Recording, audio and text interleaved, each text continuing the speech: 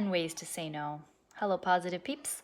It is me, Lori, your self-appointed positivity princess. Hope you guys are all well.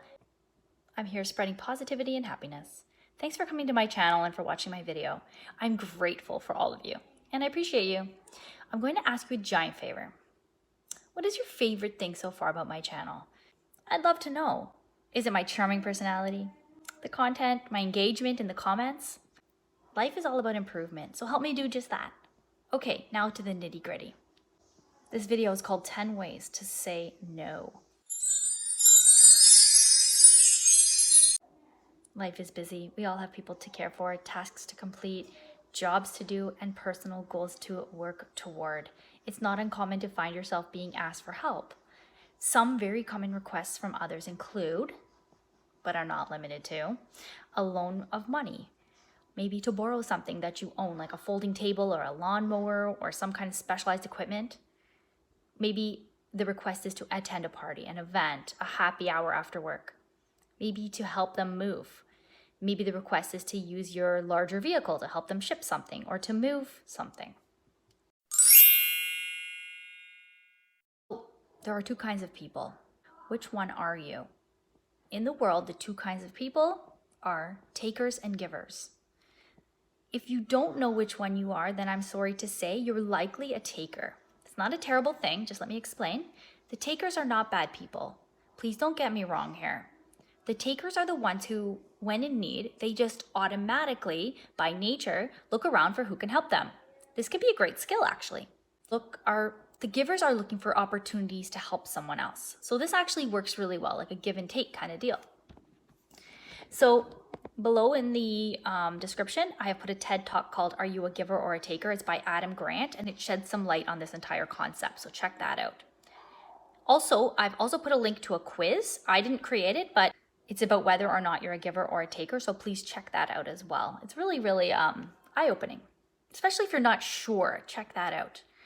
Okay, so here goes. 10 ways to say no. Number 1, simply just say no thank you. Declining is okay. You don't even have to give a reason. Telling the person that's requesting your presence that you will be opting out of this one is completely acceptable. It's acceptable both socially and realistically. No one can attend everything.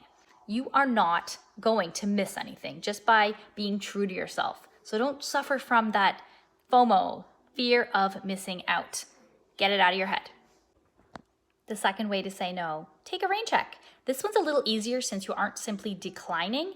You are saying that you can not attend this one, but you will be able to do the next one for sure. This is a bit of insurance that you will be invited to the next one if this is something that you're concerned about, if you are suffering from a little bit of our FOMO that we mentioned. Number 3, offer an alternative. Tell that person that you cannot lend them the money or your car, or you can't attend the event. You cannot attend that event, but perhaps that person could ask John or Linda, or Karen, try to make this as sincere of a suggestion as possible. You're not trying to pawn off your problem to someone else. You're not trying to throw anyone under the bus, the proverbial bus.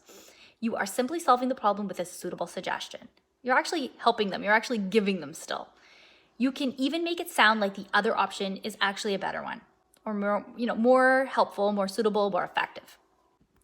People, this is so true. Do not fill your days with things and people that don't light up your passion. You can say no. Just say no. Just do it. Number 4, give an excuse. Say no by telling the person why you cannot oblige.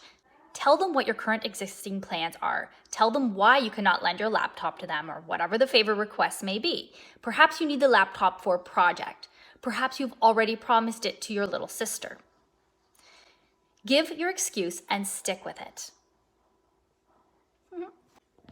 Number 5, give a deflected explanation. Tell the person the reason that you don't want to attend or help out is because last time it did not go well. Last time you lent money, it was not returned. The last time you helped that group with their presentation, they didn't do their share. Be honest. Give your reason. And this is completely valid. If something happened to you, people love to hear that personalized reason, and they can really relate with that. So you can roll the dice on a decision, although you should know what answer you are going to give. Saying no is completely okay. Number 6, the 6th way to say no. Say maybe. The person who is requesting from you is looking for something. Perhaps they want a ride or a favor. Whatever it is, once you have given a maybe response, then the requester will likely make a mental note to keep you in mind, but they will likely find other options. This is ideal. Number 7, recognize the difference between an opportunity and a distraction. This starts by being aware of your own personal and or professional mission. If you know your purpose, then you can more easily say no when someone asks you to do something that is a distraction to your mission. I like to do this by telling people that my mission is to do A, and as interesting as their idea is, it's not something that fits with what I do. So in a sense, it's like saying I'm too busy, but using something a little more meaningful and complete as an answer. Number 8, obligation. We all have obligations. Some of us have more obligations than others. Some of us have obligations that are more demanding. You can use your obligation as an excuse to decline an invitation that you would rather not accept. These obligations could include an aging parent, your children, your spouse, dinner needed to be prepared, other chores, prepping for, work, or many other things.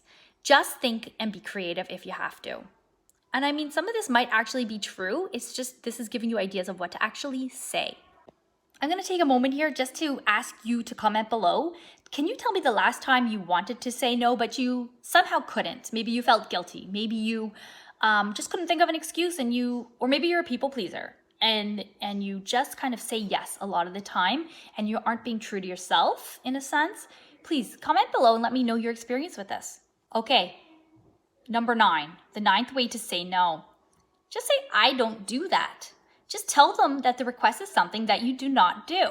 Whether they are asking to lend them your car, or perhaps they are requesting that you volunteer your time to make treats for a bake sale or something like that. If you just don't lend out your car or you don't bake, it's actually pretty simple. They cannot expect you to do something that you simply don't do. Something you've never done before, something that's going to cause you a lot of stress or anxiety. They can't expect that. Number 10, I don't know. That's what you can say. You can say, I don't know. When you're confronted with a request that you would rather not oblige, say, I don't know. Claiming ignorance of your availability or your ability to comply with their request does 2 things. First, it buys you time. And second, it allows the requester to accept the possibility that you will not be able to complete the request. Okay, so guys, that was 10 ways. You have those tools now.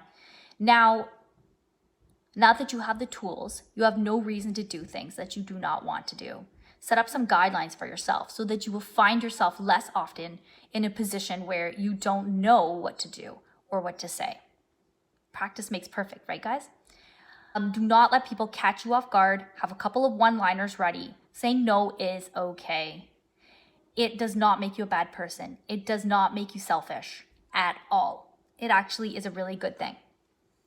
What it means is that you have clear personal priorities. It means that you care about your own well-being before other people. This is okay. It is impossible to give from an empty pot.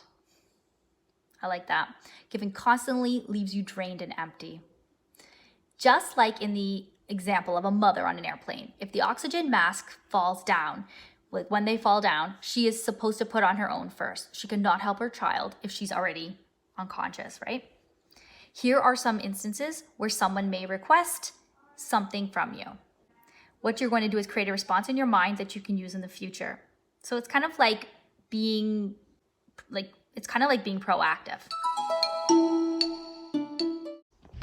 Okay, number 1, your friend approaches you 10 minutes before quitting time. She wants you to come to the restaurant across the street after work for an hour or 2 to catch up, to talk because you haven't talked in a while. You'd rather not. You have a presentation tomorrow morning and you could benefit from the extra prep time, the extra rest and relaxation. What are you going to say?